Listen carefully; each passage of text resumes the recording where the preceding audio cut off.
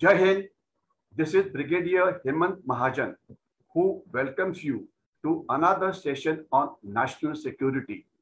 The subject of our talk today is track to diplomacy, and to talk to us on this very important issue, we have an expert on the subject, Colonel Anil Athale. I will introduce the topic very briefly, and then I will introduce Colonel Athale. Last 15 days, there has been a hectic activity as far as diplomacy is concerned. You name a leader from the world, and he's visited India either physically or via video conferencing. We had the Japanese Prime Minister coming. We had the Russian Defense Minister coming. Our Prime Minister, Shri Narendra Modi, has spoken to Mr. Putin 5 times. He's spoken to Ukrainian President 3 times. We had a summit of BIMSTEC at Sri Lanka. Then we had such a large number of dignitaries from various foreign countries coming to us that it has become quite difficult to mention names of everybody. This is all track 1 diplomacy, in which we try to utilize our good relationship with others to improve the comprehensive national power of our country. But there is another equally important aspect called track 2 diplomacy. Diplomacy which is done by experts, which is based on many other factors, etc. So this is a subject that we are going to talk about. And to talk to us on this subject, we have with us Colonel Anil Athale. Colonel Anil Athale, I will very briefly introduce him to you. He was commissioned in the Indian Army in 1968 and served till 1990. That is more than 22 years of service in the Indian Army's Gurkha regiment, that is the infantry. He's also participated in the 71 war. He's taken part in all the counter-insurgency operations. He's done Staff College, Wellington. He's done his doctorate in 1988 from the Pune University. And thereafter, he was deputed to the History Division of Ministry of Defense. And he did a lot of good work there. And then in 1991, he took voluntary retirement, and he wanted to devote himself for full research as far as various facets of national security are concerned. He was honored with first Palit Military History Fellowship to study Maratha history. Later fellowship include Fulbright Leadership, Kennedy Center, Indian Philosophical Society, Chhatrapati Shivaji Fellowship at the USI. I mean, if you read his biodata, it is, so all-encompassing. He has done so much of research that I don't think we can have any better person to talk on track 2 diplomacy than Colonel Anil Athale. I will also mention to you here that he is also actively participated in the track 2 diplomacy. He was at the track 2 diplomacy with the United States from 1991 up to 2015, then with China and Russia from 2006 to 2008, and again with Pakistan during the same period. And he's very widely traveled all over the world to study terrorism, insurgency, and all the conflicts that take place all over the world. A basic aim being to learn from that so that we as a country tackle these problems in a much better manner by giving advices to the concerned people. So after having briefly introduced Colonel Athale to you, I will invite Colonel Athale with the first question. So please tell us your experiences about track 2 diplomacy. And in the first part, let us focus on the effort that you undertook for having track 2 diplomacy with the United States. Over to you, Colonel Anil Athale. Let me say a few words first about track 2 diplomacy. Track 1, as Brigadier Mahajan just told you, is straightforward, nation to nation, official representatives, etc. Where the track 2 comes in is what we call in the military parlance as plausible deniability.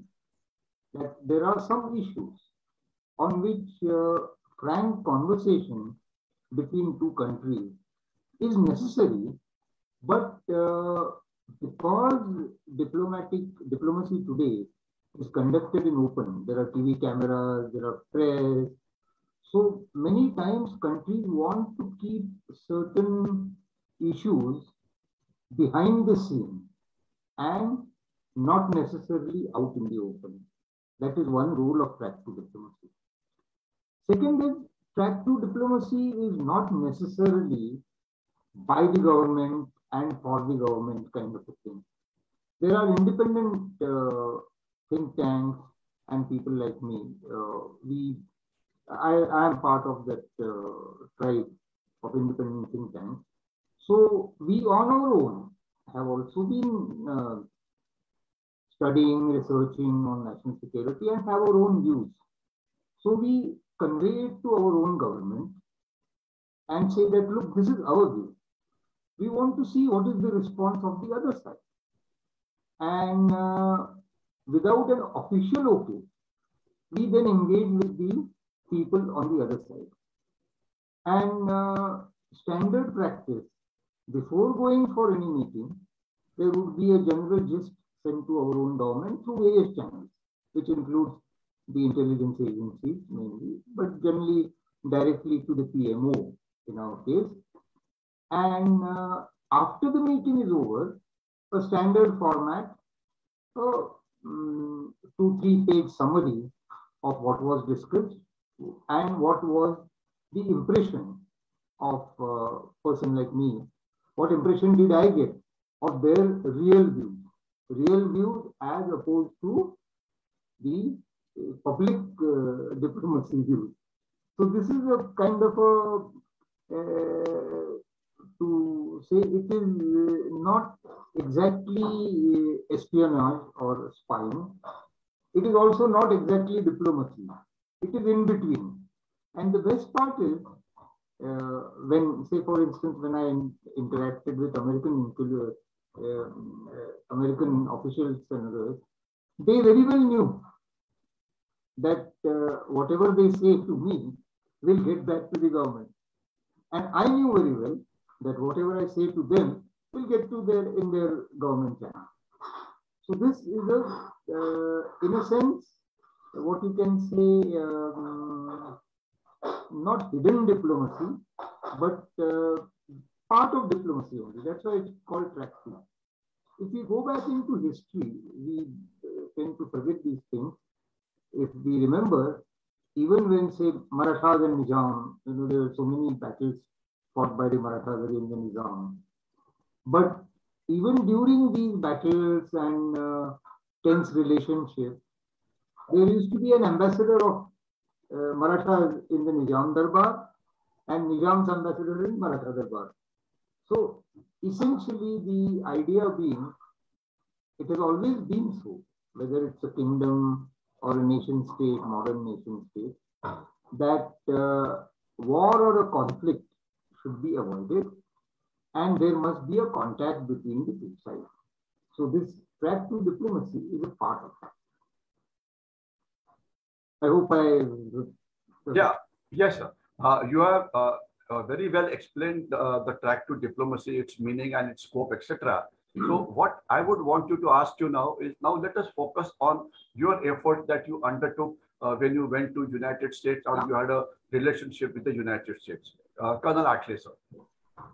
With the US, interestingly, we can look at the Indo-US relations with some clear-cut benchmarks or inflection points. For instance, right from 1947, frankly, right up to 1990, the US was a staunch supporter of Pakistan, opponent of India. They considered India to be in the Soviet camp or communist camp. And while not exactly hostile to us, but the relations were always frosty. And the worst of that was, of course, we all know, remember that in 1971, when Bangladesh war was going on, US actually threatened India by sending its aircraft carrier in Bay of Bengal. This whole situation saw a major change after the end of Cold War, that is in 1991. That was the period when all the old Soviet Union had dissolved, all the old alliances had ended. And this was a period, very difficult period for us, that US was the sole superpower. And it exerted itself in Iraq, for instance, in the first Gulf War. I mean, that first Gulf War kind of a war was unimaginable just 5 years before that, when Brezhnev, say, was the Russian thing, because the Russians would have immediately threatened the Americans with nuclear retaliation, and open war would have never taken place. But 1991-92, once Soviet Union ended and dissolved, this balance ended. And this was the time that American policy was changing, but America had a very clear interest in trying to punish India for being in the Soviet camp. If you notice, in 91, 92, and right up to 2000, the American policies were such that all those who were in the Soviet camp, they must pay the price. We tend to forget that one of the major reasons why Kashmir issue came to a boil in 1990, which includes the exodus of Pandits, etc. The Americans were in wholehearted support of the Pakistanis at that point in time. Madeleine Albright, who just recently died, she was a great supporter of Kashmiri cause. And this continued, mind you, right up to 2000. I'll come to that later.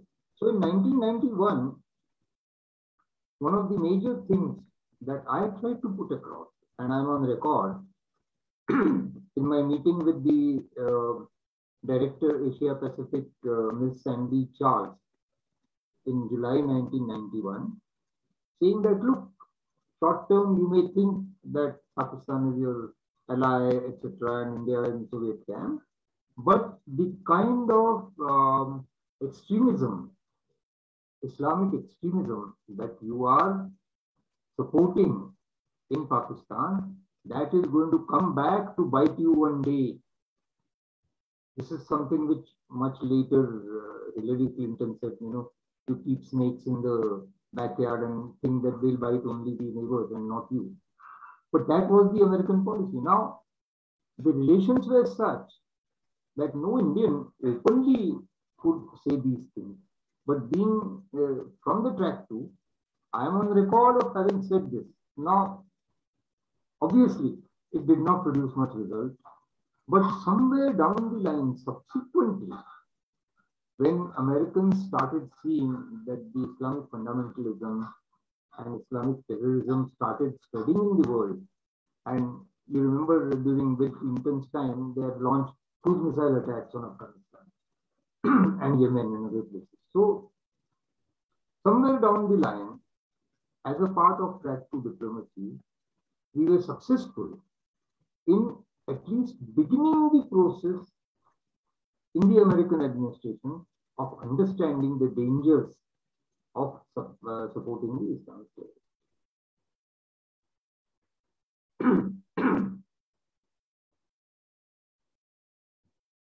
I'll come to the very interesting episode with this. My main contact in the US establishment was late Professor Stephen Cohen. Many of you may have read his books, The Indian Army, The Pakistan Army. He was regarded as one of the foremost experts on South Asia in the US. Irrespective of which was the party in power, Steve Cohen, was always consulted by the American president. So as the Cold War was ending and Americans could see that China was emerging as a threat, certain amount of changes started taking place in the American attitude towards India. The beginning, for all his fault, one has to say, was made by Bill Clinton when he visited India in March 2000, 19th to 25th March 2008. Earlier, if you remember, the Americans had maintained a strict policy of equivalence, that hypening business between India and Pakistan. So if an American foreign secretary would come to Pakistan, he must visit India, or if he visits India, he must visit Pakistan, that kind of a thing. So the point that I tried to make to Steve was that, look, if the US wants to improve relationship with India, this equating India, which is 10 times larger and more important than Pakistan, and this business of American president, because he's visiting India, he must visit Pakistan. This has to stop. This will send a very strong signal. Unfortunately, we failed in the sense that Clinton did visit Pakistan. But many of you may remember the drama and the cloak and dagger method that was done by Clinton on 21st of March, when Clinton left Mumbai, to go to Pakistan. They showed on the TV he going towards the aircraft, and suddenly the TV screens were blocked. He took a detour, got into an American C-130 aircraft, and Air Force One, that is his official aircraft, left without him and went to Karachi, went to Islamabad. He, in that American military aeroplane, went to Diego Garcia, and from there landed in Pakistan, where the Pakistanis were shocked, because they all were prepared to receive him and all when the Air Force One came, and no Clinton. Instead, from behind another aircraft came. Clinton just got down, got into a car which was escorted by American Secret Service, went to a television station, gave a speech, back to airport, and back again. One of the reasons why this happened was I had got in touch with the Americans before this visit, and then we tried to stop the visit. So they said, no, he will just read out the riot acts to the Pakistanis, and it's not going to be equal to. In India, he stayed for 3-4 days, went to Rajasthan village, danced with the young women there and all. But the point that I made to the Americans was, is Clinton going to be safe in Pakistan? Because there were instances where the Pakistani president himself was ambushed. So could he rely on the security provided by the Pakistani armed forces? So the question mark was, is Clinton safe in Pakistan? And because this doubt was planted in the American mind, he went through this extraordinary kind of a charade to go to Pakistan. And in a way, I consider getting the Americans to finally acknowledge the real threat that Islamic extremism in Pakistan poses, not only just to India, but to them. This was the beginning. We also see that after that, because of Afghanistan, Americans continued to, mollycoddle Pakistan and all that. But in their hearts of hearts and in their many policies, they knew jolly well that they can't rely on. Sir, thanks a lot. You gave a very interesting anecdote. Colonel Athale, sir? Yes. Athale, sir, you gave a very interesting anecdote of how track to diplomacy helped in changing the course of action that American President Bill Clinton would have taken, and it was quite successful. So that is one good example of how track to diplomacy can succeed when track one diplomacy is not achieving the desired results.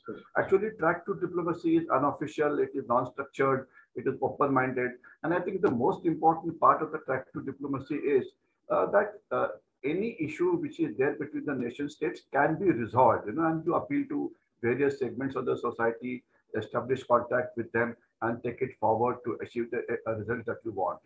Now, what I would want you to tell us now is how did the track to diplomacy work with respect to the Russians, or at that point of time USSR?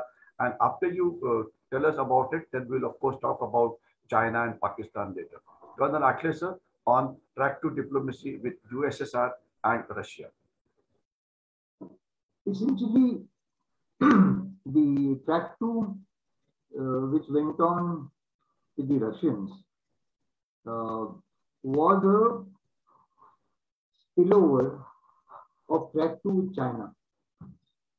That's why I have to take these two combined, because the track to, the initiative for track to contact with me, with the Russian representative in India, his name was Richard Pilka. We used to meet every month in Pune. It was a freewheeling discussion. No military aspects, just the general aspect of present policy and future likely threats as well as policy. But this was an outcome. This started after my track to with the Chinese. This was with China. It was in January, last week of January, 25th, 26th, 27th January 2005. It was good about 10 days of discussions we had with the Chinese. The main theme, because as a head of the War History Division, I am the co-author of the official history of 1962, and I'm fully aware of the nitty-gritties of the border dispute between India and China. In fact, that was the reason why I was put as a part of this track to diplomacy with China. Now, my very frank view about India and China border issue is concerned, it is an eminently solvable issue. Really speaking, the differences between the two sides are very easily solvable. And India has been making effort to do that. But here I would quote a person. I still recall Miss Nirupama Rao, who later on was foreign secretary. When I had been working on this Sino-Indian border issue, she was part of the dialogue with the Chinese as the joint secretary. And so I had discussions with her. She wanted to read what we had written about, what was our view about the 62 war. So I asked her this question. So her very frank view was, and I subscribe to that Chinese are not interested in solving this. They just want to keep, in Marathi jala म्हणतात, वाटाघाटींचं बोरा चालू ठेवायचं, continue, चलते रहो, वो बिरबल की खिचड़ी वाली बात है, हिंदी में इसको कहते हैं, ये लंबी चलती रहेगी. क्यों? कि चाइना जो चाहता है, जिस मुल्क के ऊपर, जिस एरिया के ऊपर कंट्रोल चाहता है, अक्साई चीन का, ताकि रोड लिंक रहे तिब्बत एंड शिनजियांग के बीच में, that is already with them. And India militarily, because of the geography, does not have the capability to cut that link, frankly. And the cost will be horrendous. And we achieve no strategic purpose because we cannot threaten Xinjiang from there, nor can we conquer Tibet. And in any case, Tibet and Xinjiang are on the extreme outer side of China. They are not the core area of China. So, all this being the case, the theme that I had worked on for 10 days with the Chinese was that, look, you people are delaying this border settlement because you want to keep it as an excuse that should India do something to Pakistan, they will activate the China border and draw away the forces to help their iron brother Pakistan. This is a clear-cut strategic game that is going on. My point there was that, look, in future, you are now going to be confronting the American power. You're a rising power. And India, though not at par with you or with America, definitely is a major Asian power. And without India's neutrality, I'm not saying India is going to join China or going to join US, but if India remains neutral, it helps China. But on the other side, if India joins the US, it becomes that much more difficult for China to rise either economically or militarily. This was the theme song. And for 10 days, this was going on. So basically, the issue, as a track to my point, was that there's a lack of trust between India and China. Because we had made all our efforts, Hindi, Chini, Bhai Bhai and all that, which is again, unfortunately, this is what happened in Galwan also. It is a lack of trust that has again come up between the two countries. So I said, okay, if we want to improve India and China relations, let us build trust. How do you build trust? You establish certain linkages, economic linkages, technological linkages, whereby if the relations go bad, then both sides stand to lose. So you build trust. Trust because you have got something to lose. So within that parameters, I had very strongly suggested to the Chinese that IT sector, information technology, as we all know, is currently dominated by Western companies, be it Facebook, Twitter, Microsoft, name it. And the Chinese have been trying their level best to break this Western monopoly. So have we been trying. But we have failed so far. If India and China were to come together in IT sector and say have our own Facebook or Twitter, the world's largest chunk of using users in internet will be in India and China. We will force the West to come to this. So if we do that joint building of IT sector infrastructure, that will establish trust. After that, solving border issue or China support to Pakistan will be easier to tackle. And very interestingly, after this track 2 in 2005, Mr. Li Ping was the Prime Minister at that time. And he visited India just within about 5-6 months of that period. His first stop was Bangalore. And he had discussions with the IT sector, because Bangalore is the hub of India's IT industry. Where that discussion further went on and nothing came out of it, unfortunately. But as a track 2, this effort of a fundamental nature was done. The other thing which I found very great resonance from the Chinese side was that, look, both India and China are ancient civilizations. They are not civilizations we are born yesterday kind of thing. And both have civilizational links. Something like 40% of the Chinese are Buddhists and active, active Buddhists. So that link, civilizational link between India and China is very much there. And in history, though we did compete in Southeast Asia, but before 1962 and an odd battle in Tibet during Zorawar Singh's time, Mantarlai, Battle of Mantarlai, where we were trying to get hold of Manas Sarovar because it is of religious importance to us. Other than that, the Chinese and Indian soldiers have never confronted each other.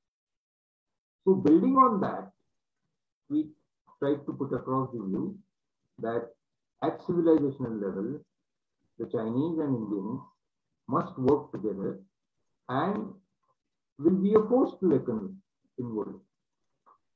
So out of that started this contact with the Russians, because if you notice, even today, despite this Ukraine and all that, there is a Russia, India, and China grouping.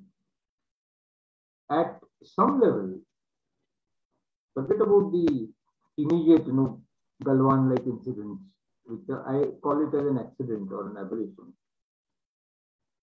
These three major Asian countries are working together. And it is in that context that my track 2 with the Russians started. It went on for about two, 3 years. And we exchanged general views. And again, the Russians, though part of Europe, have always felt that the bulk of their strategic interests will be better served by aligning themselves with Asia rather than with Europe, because Western Europe, despite whatever effort they may make, is not going to break from the United States. That is very clear. So this would be background to this. Yes, sir. So thanks a lot. We are extremely short of time right now. So I'll just ask you the last question. The last question that I would like to ask you now is, Colonel Athale, sir, can you hear me? Yes, I can. Yeah.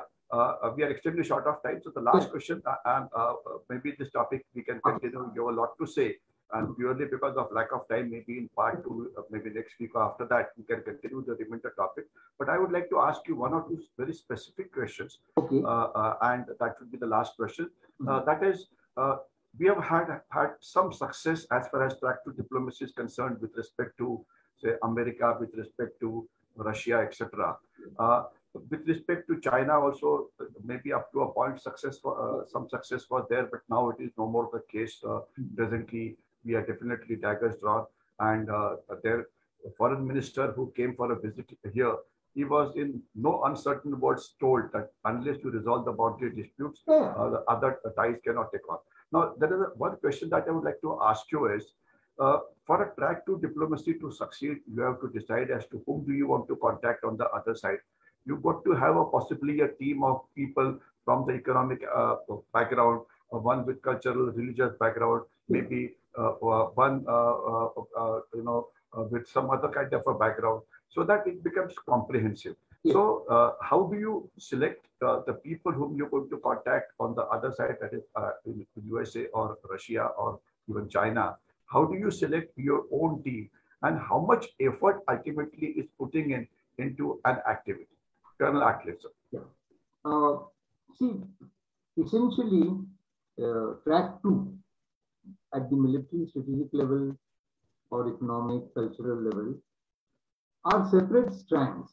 And rather than having one team, which we have been trying with Pakistan, frankly, that Nimrana, this thing where the Americans have been taking initiative, there's a potpourri of, a collection of economics, artists, writers, etc. You tend to lose focus. My own experience has been that let the various strands of, say, military diplomacy, strategic issues, long term as well as short term, continue on their own track. Cultural continues on its own track. Economic continues on its own track. The inputs, in any case, come to the PMO. At that level, that coordination between these various strands is done at the government level and not at the NGO or the track 2 participant levels themselves, because it's difficult and frankly,